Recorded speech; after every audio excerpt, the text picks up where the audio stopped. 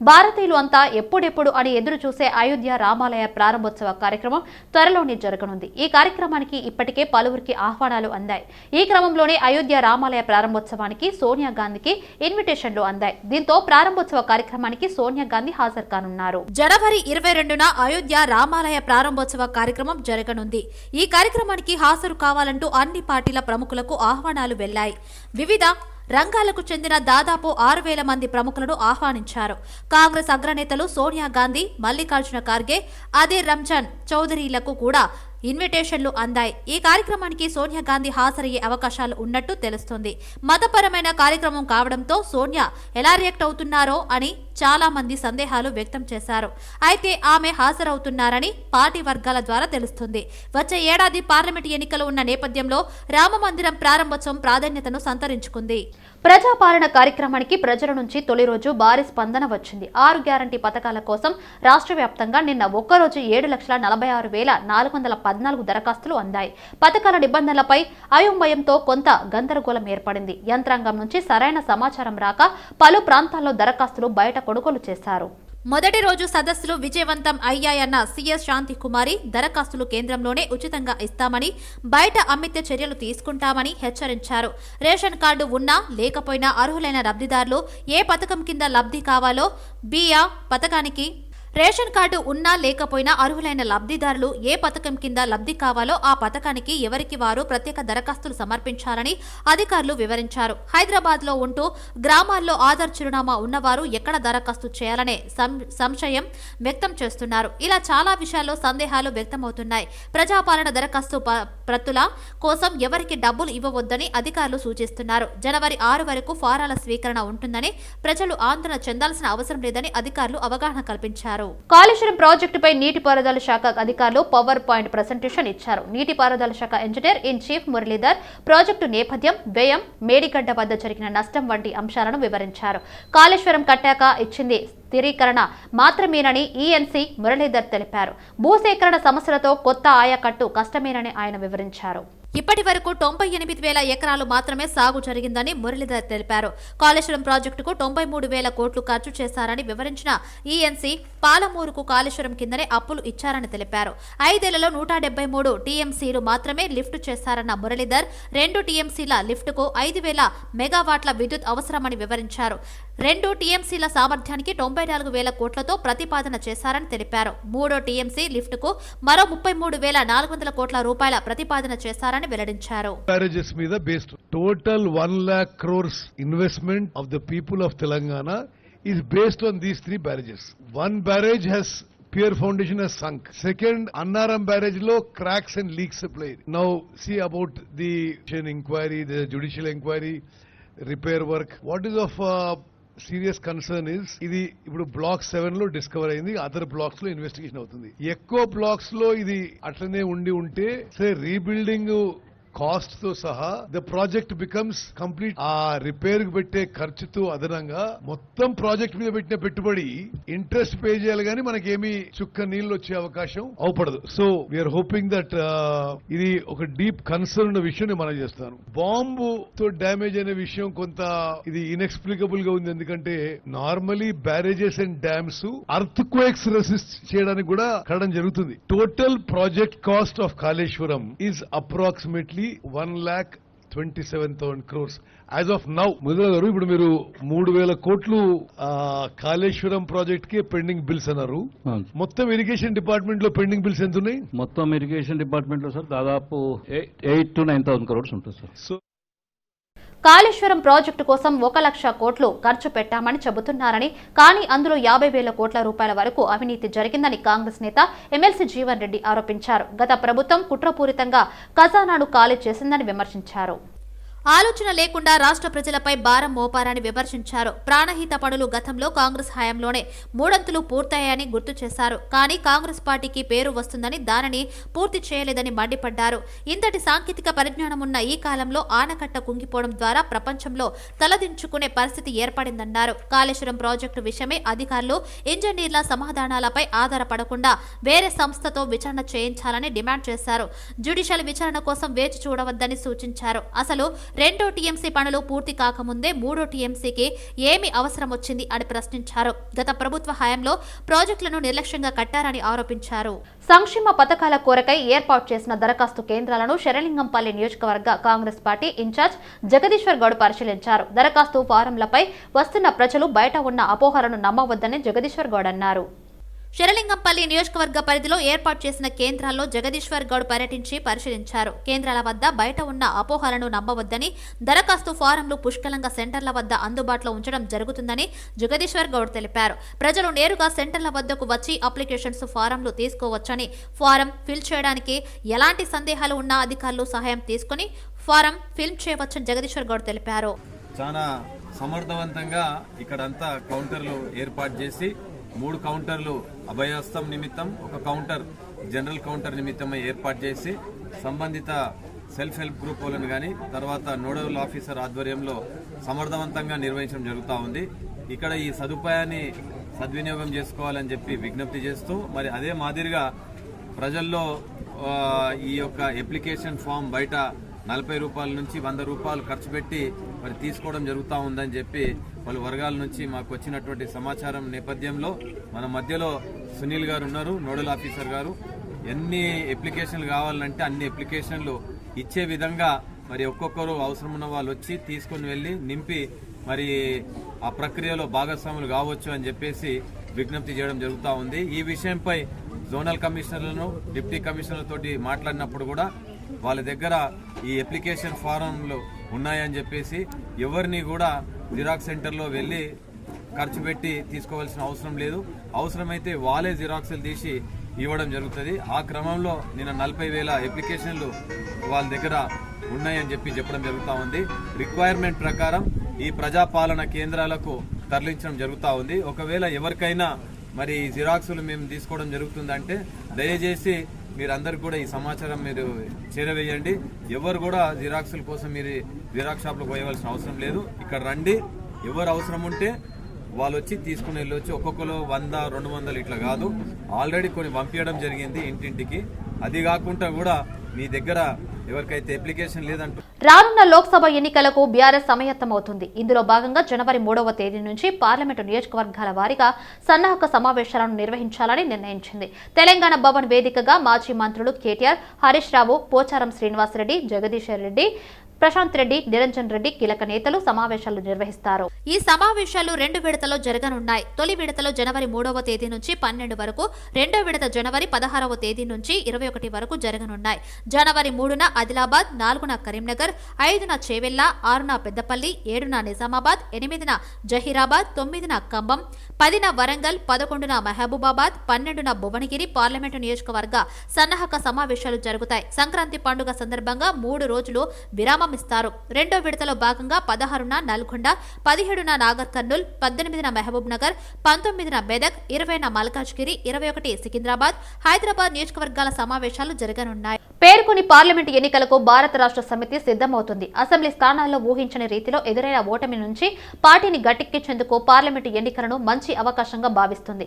Parliament majority స్థానాలను గెలుచుకోవడం ద్వారా పార్టీని బలోపేతం చేసేందుకు అధినాయకత్వం కార్యాచరణ సిద్ధం చేసింది. మరిన్ని వివరాలను టీఆర్ఎస్ ఎల్సీ కార్యాలయం నుండి మా బ్యూరో చీఫ్ శ్రీనివాస్ అందిస్తారు. అసెంబ్లీ ఎన్నికల్లో పరాజయం పాలైనప్పటికీ ఆ షాక్ నుండి తేరుకొని వెంటనే వచ్చే పార్లమెంట్ ఎన్నికలకు సిద్ధం కావాలని ఒక కార్యాచరణ తయారు చేసింది బీఆర్ఎస్ పార్టీ. బీఆర్ఎస్ శ్రేణులను పార్లమెంట్ ఎన్నికలకు సిద్ధం చేసే పనిలో పడింది. ఈ క్రమంలో బీఆర్ఎస్ అధిష్టానం నేతలకు, రాష్ట్ర నేతలకు ఒక కార్యాచరణ ఇచ్చింది.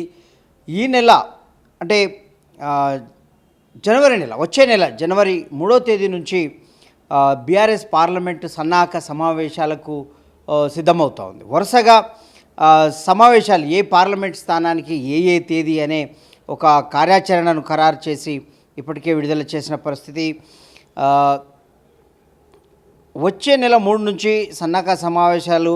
ఈ సమావేశాలకు తెలంగాణ భవన్ వేదికగా ముఖ్య నేతలతో వరుస భేటీలు జరగనున్నాయి. పార్లమెంటు ఎన్నికల కోసం భారత రాష్ట్ర సమితి మరి పూర్తి స్థాయిలో సమాయత్తం కోసం కసరత్తు అయితే ప్రారంభించినట్లు మనకు తెలుస్తూ ఉంది. ఇప్పటికే ప్రకటించిన షెడ్యూల్ ప్రకారంగా జనవరి 3 నుంచి 12వ తేదీ వరకు తెలంగాణ భవన్లో ఈ సమావేశాలు సమీక్షలు జరగనున్నాయని పార్టీ అధిష్టానం తెలియజేస్తూ ఉంది.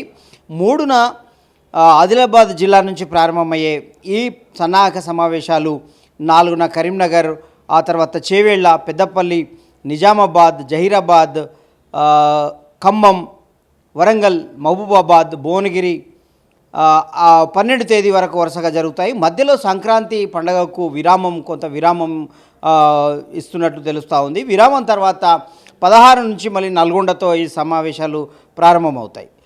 16న నల్గొండ, ఆ తర్వాత వరుసగా నాగర్ కర్నూలు, మహబూబ్ నగర్, మెదక్ సమావేశాలు ఉంటాయి. అలాగే 21న మల్కాజ్గిరి, 21నే మరొక నియోజకవర్గం సికింద్రాబాద్, హైదరాబాద్ రోజు ఒకటే రోజు సికింద్రాబాద్, హైదరాబాద్ పార్లమెంటు, 2 పార్లమెంట్లు 21 తేదీనే ఈ సమావేశాలు తేదీలు ఖరారైనట్లు తెలుస్తూ ఉంది. మొత్తం మీద ఇప్పటి వరకు ఓటమి నైరాశ్యంలో ఉన్న యంత్రాంగాన్ని మరొకసారి పార్లమెంటు ఎన్నికలకు సిద్ధం చేయడానికే ఈ సన్నాహక సమావేశాలు అన్నట్లు తెలుస్తూ ఉంది. అప్పుడే ఈ శాసనసభ సమావేశాల్లో అధికార పార్టీ కాంగ్రెస్ ఏదైతే కార్నర్ చేయాలనుకుంటుందో ఆ అంశాలకు శాసనసభ వేదికగానే ఇప్పటికే మాజీ మంత్రులు హరీష్ రావు, కేటీఆర్ కౌంటర్ ఇచ్చిన పరిస్థితి మనం చూసాం. ఆ తర్వాత మేడిగడ్డ మంత్రుల సందర్శనను కూడా పార్టీ తీవ్రంగా కౌంటర్ చేసింది. ఆ పార్టీ ముఖ్య నేత మాజీ ఉప ముఖ్యమంత్రి ఎమ్మెల్సీ కడియం శ్రీహరి ద్వారా పార్టీ తన వాదనను వినిపించింది మీడియా సమావేశం ద్వారా. కాబట్టి మొత్తం మీద చూసుకున్నట్లయితే వెంటనే పార్లమెంటు ఎన్నికలకు సిద్ధమవుతున్న వాతావరణం అయితే కనబడుతోంది. పూర్వ ఉత్సాహంతో మరొకసారి పార్లమెంటు ఎన్నికల్లో తలపడాలి, సాధ్యమైనన్ని ఎక్కువ సీట్లు సాధించాలని ఉవ్విల్లురుతున్న పరిస్థితి అయితే కనబడుతూ ఉంది. ఇప్పటికే కాంగ్రెస్ పార్టీ అధికారంలో ఉంది కాబట్టి తామే మెజార్టీ స్థానాలు సంపాదించుకోవాలన్న వ్యూహంతో సిద్ధమవుతూ ఉంటే, మరోవైపు బీజేపీ గతంలో ఎన్నడూ లేని విధంగా 8 ఎమ్మెల్యే స్థానాలను కైవసం చేసుకొని ఇప్పటికే సిట్టింగ్ స్థానాలు 4 ఉన్నాయి, వాటిని 10కి మించి సాధించాలనే ఒక సంకల్పంతో ఇప్పటికే అమిత్ షా ఆధ్వర్యంలో విస్తృత స్థాయి సమావేశం, అలాగే ఒక దిశానిర్దేశం జరిగిన పరిస్థితి. మొత్తం మీద 2 జాతీయ పార్టీలకు ధీటుగా బీఆర్ఎస్ కూడా సిద్ధమవుతున్న పరిస్థితి కనబడుతూ ఉంది. వీడియో జర్నలిస్ట్ మాధవ్తో శ్రీనివాస్, సిటీ విజన్, హైదరాబాద్. సింగరేణి ఎన్నికల తర్వాత కాంగ్రెస్, సిపిఐ మధ్య రాజకీయ తగువు వచ్చినట్లు దుష్ప్రచారం చేస్తున్నారని సిపిఐ జాతీయ కార్యదర్శి నారాయణ మండిపడ్డారు. కార్మికుల ఎన్నికలకు రాజకీయ సంబంధం లేదని స్పష్టం చేశారు. సింగరేణి ఎన్నికల్లో బారాస అనుబంధ సంఘాన్ని ఓడించామన్న నారాయణ ఏఐటియుసి, ఐఎన్టీయూసీ విజయం సాధించడంపై హర్షం వ్యక్తం చేశారు. కార్మికుల ఎన్నికలకు రాజకీయాలకు సంబంధం లేదని స్పష్టం చేశారు. గతంలో బీఆర్ఎస్ అధికారంలో ఉన్నప్పుడు దుష్ట సంప్రదాయానికి తెరలేపిందన్నారు. ఎన్నికల వేళ కార్మికులను ప్రలోభాలకు గురి చేశారని మండిపడ్డారు. సింగరేణి ఎన్నికల్లో బీఆర్ఎస్ అనుబంధ సంఘాన్ని ఓడించామన్నారు. ఏఐటీయూసీ, ఐఎన్టీయూసీ అధికారంలోకి రావడం సంతోషంగా ఉందన్నారు. అది వాస్తవానికి అది రాజకీయ సంబంధం లేదు. 1945 నుంచి సింగరేణి సంస్థ స్టార్ట్ అయితే అప్పటి నుంచి ఎన్నికలు జరుగుతూనే ఉన్నాయి, యూనియన్స్ ఉంటున్నాయి, హెచ్ఎంఎస్ ఉంది, ఐఎన్టీయూసీ ఉంది, ఏఐటీయూసీ ఉంది, సిఐటీలు ఉన్నాయి, ఇంకా అనేక సంఘాలు ఉన్నాయి. అవి ఎన్నికలు జరుగుతూ ఉంటాయి. దానికి ఎప్పుడు కానీ రాజకీయ సంబంధం లేకుండా ఉండేది. అయితే ఒక దుష్ట సంపద ఎప్పుడు స్టార్ట్ అయిందంటే టీఆర్ఎస్ అధికారంలోకి వచ్చిన తర్వాత వాళ్ళు డైరెక్ట్గా సంగమంలో పాల్గొని దానికి డబ్బులు, దశకం, బంధు అంతా ఇచ్చి కార్మికులను ఒక విధంగా చెడగొట్టారు. కూకట్పల్లి నియోజకవర్గంలోని బాలనగర్ మండల రెవెన్యూ పరిధిలో నవజీవన్ నగర్ లో 7 కోట్ల రూపాయల విలువ చేసి పార్కును కాజేసేందుకు కొంతమంది కుట్ర చేస్తున్నారని నవజీవన్ నగర్ కాలనీ అసోసియేషన్ సభ్యులు వాపోయారు. స్థానికంగా ఉంటున్న యాదగిరి గౌడ్ అనే వ్యక్తి తప్పుడు పత్రాలను సృష్టించి ప్రస్తుతం నిర్వహిస్తున్న ప్రజా దర్బార్లు ఈ స్థలం నాదంటూ అధికారులకు ఫిర్యాదు చేశాడని కాలనీ వాసులు ఆగ్రహం వ్యక్తం చేశారు. మండల రెవెన్యూ పరిధిలోని 69వ సర్వే నెంబర్ ప్రకారం 11వ ప్రభుత్వ భూమిలో ఈ పార్కును ఏర్పాటు చేశారు. అధికారులు ఇక్కడ సుమారు 1000కి పైగా కుటుంబాలు నివసిస్తూ ఉండటంతో వారికి ఉపయోగపడే విధంగా ఈ పార్కును జీహెచ్ఎంసీ అధికారులు రూపొందించారు. 1986లో కాలనీ ఏర్పడినప్పటి నుంచి ఈ 11 గుంటల భూమి ప్రభుత్వ ఆధీనంలోనే ఉందని, ప్రస్తుతం ఆ భూమిని కాజేసేందుకు కుట్ర పన్నారని ఆరోపించారు. ఇప్పటికైనా సంబంధిత అధికారులు ఇలాంటి వారిపైన కఠిన చర్యలు తీసుకుని జీహెచ్ఎంసీ నిర్వహిస్తున్న పార్కులు మరిన్ని మెరుగైన సౌకర్యాలు కల్పించి ప్రజలకు ఉపయోగపడే విధంగా తీర్చిదిద్దాలని విజ్ఞప్తి చేశారు. స్థానిక MLA Madhavaram Krishnarao Balanagar division corporator Ravinder Reddy పైన తప్పుడు ఆరోపణలు చేస్తున్నారని, వారు తమకు అండగా ఉండి పార్కు అభివృద్ధికి కృషి చేశారే తప్ప ఎవరి దగ్గర కూడా డబ్బులు అడగలేదని గుర్తు చేశారు. మొన్న ప్రజా దర్బార్లో జరిగిన సంఘటన వైరల్ అవడంతో చాలా ఇబ్బంది పడ్డాము. ఎందుకంటే వాస్తవం ఒకటి, అవాస్తవం ఒకటి. ఆయన చెప్పేదంతా అవాస్తవం అని మా పబ్లిక్ అందరికీ తెలుసు. 2012లో కలెక్టర్ శేషాద్రి గారు ఉన్నప్పుడు ఆర్డీఓ సమక్షంలో, ఎంఆర్ఓ సమక్షంలో దాన్ని సర్వే చేసి మున్సిపల్ వాళ్ళకి అప్పగించడం జరిగింది. జయప్రకాష్ నారాయణ గారు దాన్ని 9,70,000తోని చుట్టూ కాంపౌండ్ వాళ్ళు కట్టించి జెండా ఎగరవేశారు. అప్పటి నుండి కాలనీ వాళ్ళ ఆధ్వర్యంలోనే ఉన్నది.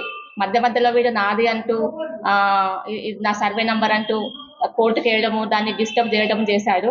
కాకుంటే కాలనీ వాళ్ళు దాన్ని కంటికి రెప్పలాగా ఇప్పటి వరకు కాపాడుకునే వచ్చారు. ఇప్పుడు ప్రస్తుతానికి కూడా ఎమ్మెల్యే గారు కూడా మాధవరం కృష్ణారావు కానీ, రవీందర్ రెడ్డి కానీ వాళ్ళకి ఎలాంటి సంబంధం లేదు. ఎందుకంటే మేము కాలనీ వాళ్ళని కాపాడుకున్నాం. దాన్ని డెవలప్ చేయడానికి వాళ్ళు ముందుకు వచ్చారు. అంతేగాని వాళ్ళకి సంబంధం లేని విషయాన్ని తీసుకొచ్చి ఈయన వైరల్ చేయడము అది చాలా మేము బాధాకరం అండి. నేడు మంత్రి ఉత్తమ్ నేతృత్వంలో 5 మంత్రుల బృందం కాళేశ్వరం ప్రాజెక్టు సందర్శనకు వెళ్లారు. ఈ క్రమంలోనే అధికారులపై మంత్రులు ప్రశ్నలు ఎమ్మెల్యే కడియం శ్రీహరి వర్షం కురిపించారు. కాంగ్రెస్ ఎన్నికలో 412 హామీలు ఇచ్చి అధికారంలోకి వచ్చింది. వాటికి నిధులు సమీకరించలేక శ్వేతపత్రాలు, న్యాయ విచారణల పేరిట డ్రామాలు ఆడుతున్నారని కడియం శ్రీహరి అన్నారు. ప్రజల దృష్టి మళ్లించేందుకు ప్రయత్నిస్తున్నారని కడియం శ్రీహరి తెలిపారు. కాళేశ్వరం ప్రాజెక్టులో 1,00,000 కోట్ల రూపాయల అవినీతి జరిగిందని అవాస్తవాలు చెబుతున్నారని అన్నారు. 93,000 కోట్లు మాత్రమే కాళేశ్వరం ప్రాజెక్టు పైన ఖర్చు పెడితే 1,00,000 కోట్ల అవినీతి ఏ రకంగా జరిగిందో కాంగ్రెస్ ప్రభుత్వం రాష్ట్ర ప్రజలకు సమాధానం చెప్పాలి. రెండవది, 1,00,000 కోట్ల రూపాయలు ఖర్చు పెట్టారు కాళేశ్వరం ప్రాజెక్టు పైన, 1 ఎకరానికి కూడా సాగునీరు ఇవ్వలేకపోయారని చెప్పారు. కానీ ఈ రోజు అధికారులు ఇచ్చిన పవర్ పాయింట్ ప్రెజెంటేషన్ లో కాళేశ్వరం ప్రాజెక్టు ద్వారా నేరుగా 98,000 కొత్త ఆయకట్టుకు నీరిచ్చామని చెప్పి వాళ్ళే ఒప్పుకున్నారు. ఒకవైపు శ్రీరామ్ సాగర్ ప్రాజెక్టు మొదటి దశ, రెండవ దశ లోయర్ మానేర్ డ్యామ్ కు దిగువన నల్గొండ జిల్లాలోని తుంగతుర్తి, సూర్యాపేట, కోదాడ వరకు కూడా కలుపుకొని 15 లక్షల ఎకరాల వరకు స్టెబిలైజేషన్ జరిగింది. కొత్తగా 98,000 ఎకరాలకు సాగునీరు వచ్చింది అని చెప్పి రాష్ట్ర ప్రభుత్వమే ఇవాళ పవర్ పాయింట్ ప్రజెంటేషన్ లో చెప్పడం జరిగింది. అంటే నిన్నటి వరకు కాంగ్రెస్ పార్టీ వాళ్ళు గత బీఆర్ఎస్ ప్రభుత్వం పైన చేసిన ఆరోపణలన్నీ కూడా కాళేశ్వరం విషయంలో అవాస్తవం అని తేలింది. నిత్యం ఎంతో ఓ వివాదంలో ఉండే రామ్ గోపాల్ వర్మకు తెలంగాణ హైకోర్టు షాక్ ఇచ్చింది. ఏపీ సీఎం జగన్ జీవిత కథతో రామ్ గోపాల్ వర్మ దర్శకత్వంలో రూపొందించిన వ్యూహం సినిమా విడుదలకు తెలంగాణకు హైకోర్టు బ్రేక్ వేసింది. ఈ సినిమాకు కేంద్ర సెన్సార్ బోర్డు జారీ చేసిన సర్టిఫికెట్ను జనవరి 11 వరకు సస్పెండ్ చేస్తూ మధ్యంతర ఉత్తర్వులు జారీ చేసింది. చిత్రంలో అభ్యంతర సన్నివేశాలు ఉన్నందున చిత్రాన్ని విడుదల చేయరాదంటూ రామదూత క్రియేషన్స్ నిర్మాత దాసరి కిరణ్ కుమార్లకు ఆదేశాలు జారీ చేసింది. పిటిషన్పై విచారణ జనవరి 11కు వాయిదా వేసింది. టీడీపీ నేత చంద్రబాబు ప్రతిష్టను దెబ్బతీసేలా సినిమాను రూపొందించిన ఈ సినిమా ప్రదర్శనకు కేంద్ర సెన్సార్ బోర్డు అనుమతించడాన్ని సవాల్ చేస్తూ ఆ పార్టీ ప్రధాన కార్యదర్శి నారా లోకేష్ పిటిషన్ దాఖలు చేశారు. ఆర్టీసీ ప్రయాణికులకు టీఎస్ఆర్టీసీ ఎండీ సజ్జన శుభవార్త చెప్పారు. మరిన్ని కొత్త బస్సులు అందుబాటులోకి వస్తున్నాయని ట్వీట్ చేశారు. 400 కోట్ల రూపాయల వ్యయంతో 1000కి పైగా అధునాతన డీజిల్ బస్సులను కొనుగోలు చేయాలని ఆర్టీసీ నిర్ణయించింది. ఇందులో 80 బస్సులను రేపు ప్రారంభించనున్నట్లు తెలిపారు. ప్రయాణికులకు మెరుగైన నాణ్యమైన సేవలు అందించేందుకు టీఎస్ఆర్టీసీ నిరంతరం కృషి చేస్తుంది. రవాణా రంగంలో వస్తున్న మార్పులను ఎప్పటికప్పుడు అందిపుచ్చుకుంటూ వినూత్న పద్ధతుల ద్వారా ప్రయాణికులకు చేరువవుతుంది. అందులో భాగంగానే ప్రయాణికుల సౌకర్యార్థం కొత్త బస్సులను కొనుగోలు చేస్తుంది. ఈ ఆర్థిక సంవత్సరానికి గాను 400 కోట్ల వ్యయంతో అధునాతనమైన 1050 కొత్త డీజిల్ బస్సులను కొనుగోలు చేయాలని నిర్ణయించింది. వాటిలో 400 express, 512 Palle Velugu, 92 Lahari sleeper come seater, 56 AC రాజధాని బస్సులున్నాయి. వీటికి తోడు పర్యావరణ హితమైన ఎలక్ట్రిక్ వాహనాలను హైదరాబాద్ సిటీలో 540, తెలంగాణలో ఇతర ప్రాంతాలకు 500 బస్సులను వాడకంలోకి టీఎస్ఆర్టీసీ యాజమాన్యం తెస్తోంది. ఈ బస్సులన్నీ విడతల వారీగా మార్చి 2024 నాటికి ప్రయాణికులకు అందుబాటులోకి తీసుకొచ్చేలా సంస్థ ప్లాన్ చేసింది. మహాలక్ష్మి మహిళలకు ఉచిత బస్సు ప్రయాణ సౌకర్యం స్కీమ్ వల్ల పెరిగిన రద్దీకి అనుగుణంగా ఈ కొత్త బస్సులను వినియోగించుకోనుంది అని ట్వీట్ చేశారు. రాయితీతో ట్రాఫిక్ పెండింగ్ చలాన్ల చెల్లింపుకు విశేష ఆదరణ లభిస్తుంది. ఈ రోజు వరకు తెలంగాణ రాష్ట్ర వ్యాప్తంగా దాదాపు 8.5 కోట్ల రూపాయలు వసూలయ్యాయి. రాష్ట్ర వ్యాప్తంగా 9.61 లక్షల చలాన్ల చెల్లింపులతో 8.44 కోట్ల రూపాయల ఆదాయం లభించినట్లు అధికారులు తెలిపారు. ఇందులో ఎక్కువగా రాజధాని హైదరాబాద్ ప్రాంతం నుంచే వచ్చింది. హైదరాబాద్ పరిధిలో 3.54 లక్షల చలాన్ల ద్వారా 2.62 కోట్ల రూపాయలు, సైబరాబాద్ పరిధిలో 1.82 లక్షల చలాన్ల ద్వారా 1.80 కోట్ల రూపాయలు, రాచకొండ పరిధిలో 93,000 చలాన్ల ద్వారా 76.79 లక్షల రూపాయలు ఆదాయం సమకూరింది. పెద్ద ఎత్తున చెల్లింపులు జరుపుతుండటంతో చెల్లింపులకు సంబంధించి సర్వర్ కూడా డౌన్ అవుతుంది. పెండింగ్ చలాన్లపై డిస్కౌంట్ను ప్రకటిస్తూ జీవో విడుదలైంది. 2 వీలర్స్, 3 వీలర్స్ వాహనాలపై 80%, 4 వీలర్స్, హెవీ వెహికల్స్ పై 60%, ఆర్టీసీ బస్సులకు 90% రాయితీని ప్రకటించారు. అయోధ్య రామ మందిరంలో విగ్రహ ప్రాణ ప్రతిష్ఠ కార్యక్రమం కోసం వేలాది మంది భారతీయులు ఎదురు చూస్తున్నారు. కలియుగ దైవమైన శ్రీరాముడి దివ్య దర్శనం కోసం అయోధ్యలో ఇప్పటికీ అన్ని ఏర్పాట్లు పూర్తి చేశారు. ఈ క్రమంలోనే రాముడిపై భక్తులు వినూత్నంగా చేపట్టారు. అయోధ్య రామ మందిరంలోని విగ్రహ ప్రాణ ప్రతిష్ఠ కార్యక్రమంలో ప్రత్యేక గులాబీ పువ్వులు ప్రధాన ఆకర్షణగా నిల్వనున్నాయి. రామ మందిరం అలంకరణ కోసం వీటిని ఉపయోగించుకున్నారు. ఈ గులాబీ పుష్పాలపై రాముడు, రామ మందిరం ఫోటోలను ముద్రించారు. వీటిపై జై శ్రీరామ్ అని రాసి ఉంది. 12 నుంచి 15 రోజుల వరకు ఈ గులాబీ పువ్వులు తాజాగా ఉంటాయని నిర్వాహకులు తెలిపారు. ఈ పువ్వులను మందిర ఆరంభోత్సవ కార్యక్రమంలో వినియోగించుకునేందుకు యూపీ సీఎం యోగి ఆదిత్యనాథ్ అంగీకరించారు. హైదరాబాద్ లో మరోసారి భారీగా డ్రగ్స్ పట్టుకున్నారు. టాస్క్ ఫోర్స్ పోలీసుల దాడిలో హైదరాబాద్ లోని ఫిలిం నగర్ లో భారీగా డ్రగ్స్ పట్టుకున్నారు. సబ్ పార్కింగ్ ప్రాంతంలో డ్రగ్స్ విక్రయిస్తున్నట్లు గుర్తించిన టాస్క్ ఫోర్స్ పోలీసులు ఈ దాడి చేసి ఆ వ్యక్తిని అదుపులోకి తీసుకున్నారు. నిందితుడు బెంగళూరుకు చెందిన క్యాబ్ డ్రైవర్ బాబు కిరణ్ గా గుర్తించారు. పబు బయట సమాచారం అందుకున్న పోలీసులు బాబు కిరణ్ ను అరెస్ట్ చేసి 20 గ్రాముల MDMAను స్వాధీనం చేసుకున్నారు. 10 రోజుల వ్యవధిలోనే రెండోసారి డ్రగ్స్ పట్టుబడటం సంచలనం కలిగించింది. బాబు కిరణ్ ను అదుపులోకి తీసుకున్న పోలీసులు అతడిని విచారిస్తున్నారు. న్యూ ఇయర్ వేడుకల సందర్భంగా ఈ డ్రగ్స్ తెచ్చి విక్రయిస్తున్నట్లు సమాచారం. ఈ డ్రగ్స్ దందాలో కొందరు పరారైనట్లు తెలిసింది. ఎవరెవరికి బాబు కిరణ్ డ్రగ్స్ విక్రయించారన్న దానిపై పోలీసులు విచారిస్తున్నారు. తెలంగాణలో క్రైమ్ రేటింగ్ పై డీజీపీ రవిగుప్తా వివరణ ఇచ్చారు. డయల్ 100-112 ద్వారా వచ్చిన ఫిర్యాదులను వెల్లడించారు. సోషల్ మీడియా ద్వారా పోస్ట్ కంప్లైంట్స్ అటెండ్ చేసినవి 15,579, షీ టీం ద్వారా ఫిర్యాదులు అందినవి 10,766 ఉన్నట్లు తెలిపారు. డ్రగ్స్ విషయంలో కాలేజ్, స్కూళ్ల యాజమాన్యాలు జాగ్రత్తలు తీసుకోవాలని డీజీపీ సూచించారు. 30 గంజాయి కేసులు నమోదు కాగా 84 మందిని అరెస్ట్ చేసినట్లు తెలిపారు. 2 కొకైన్ కేసుల్లో 7గురిని అరెస్ట్ చేశామన్నారు. ఆపరేషన్ స్మైల్లో 829 కేసులు నమోదయ్యాయని డీజీపీ రవిగుప్తా పేర్కొన్నారు. for expediting the journey of the citizens through the criminal justice system. We are aware that the two of the biggest challenges facing the police and the society today is the menace of drugs and the increasing number of cyber crimes. The government has been very clear and very supportive. It has given necessary instructions to strengthen the two new wings, the Telangana State Anti-Narcotics Bureau and Cyber Security Bureau to exclusively deal with these problems.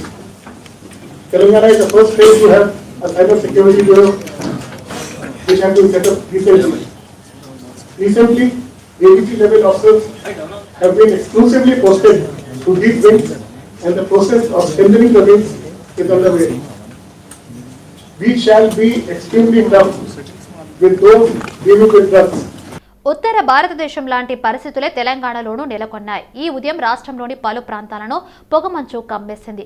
దీనికి తోడు తూర్పు, ఆగ్నేయ దిశల నుంచి దిగువ స్థాయిలో వీస్తున్న శీతల గాలులు ప్రజలను ఉక్కిరిబిక్కిరి చేస్తున్నాయి. ముఖ్యంగా ఉమ్మడి ఆదిలాబాద్, ఖమ్మం, నల్గొండ, రంగారెడ్డి, హైదరాబాద్, మెదక్ జిల్లాలలో విపరీతంగా పొగమంచు కురుస్తుంది. రేపు కూడా ఇవే పరిస్థితులు ఉండే అవకాశం ఉందని వాతావరణ శాఖ తెలిపింది. రాష్ట్రంలో ఉష్ణోగ్రతలు కూడా రోజు రోజుకు మరింతగా పడిపోతున్నాయి. ఇదిలా ఉండగా చలికాలం పైగా వాయు కాలుష్యం, దీంతో ఉత్తర భారతదేశం పొగ మంచుతో తీవ్ర ఇబ్బందులు పడుతుంది. ఇవాళ ఉదయాన్నే దేశంలోని చాలా ప్రాంతాలు మంచు దుప్పటిని కప్పుకున్నాయి. దీని ప్రభావంతో డజన్లకు పైగా రైళ్లు, విమానాలు ఆలస్యంగా నడిచాయి. మరికొన్ని రద్దు అయ్యాయి. జనవరి 2 వరకు ఉత్తర భారత రాష్ట్రాలలో దట్టమైన పొగమంచు కొనసాగుతుందని భారత వాతావరణ శాఖ అంచనా వేసింది. చలి సైతం అలాగే వణికిస్తుందని తెలిపింది. లైబీరియాలోని టోటోటోలో ఘోర ప్రమాదం జరిగింది. పెట్రోల్ ట్యాంకర్ బోల్తా పడి పేలిన ఘటనలో 40 మంది మృతి చెందారు. ప్రమాదంలో మరో 83 మంది తీవ్రంగా గాయపడినట్లు అక్కడి అధికారులు తెలిపారు. అయితే బోల్తా పడిన ట్యాంకర్ నుంచి పెట్రోల్ తీసుకునేందుకు స్థానికులు ఎగబడ్డారు. ఈ సమయంలో ట్యాంకర్ పేలింది. ఈ ప్రమాదంలో 40 మంది మృతి చెందారు. పశ్చిమ ఆఫ్రికా దేశంలోని మధ్య భాగంలోని టోటోటా పట్టణంలో ఈ ఘటన జరిగింది. చనిపోయిన వారిలో మృతదేహాలను సమాధిలో పూడ్చిపెట్టారు. మృతదేహాలు గుర్తుపట్టని విధంగా ఉన్నాయని అధికారులు చెబుతున్నారు. మృతదేహాలు కాలి బూడిదవగా మారాయి. మృతులను గుర్తించడం కష్టంగా మారిందని ఆరోగ్య అధికారులు చెబుతున్నారు.